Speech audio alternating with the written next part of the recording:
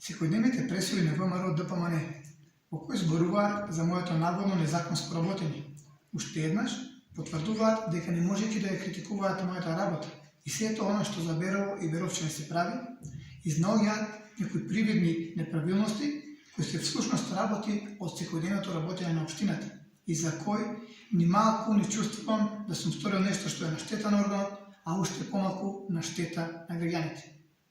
Се прашувам дали при изнаоѓањето на наводните неправилности не сте се запрашале дека во работите за кои ме обвинувате и обвинувате работата на целата општинска администрација, по која работат пред се луѓе интелектуалци, кои, верувајте, се преоптеретени со секојдневните работни обврски, да се направи нешто за Берово и за жителите на Берово.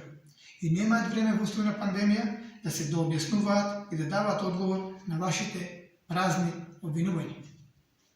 Граѓаните сакаат да слушаат што ќе се направи за нив, како ќе им се унапредат услугите, кога ќе се реши одреден комунален проблем и слично.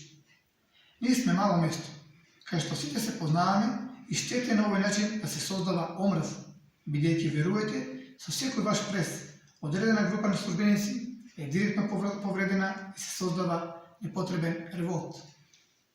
Моја работа не е да одговорам на празните обвинувања, туку да работам во насока на подобрување на животот на граѓаните и затоа така и ќе продолжам.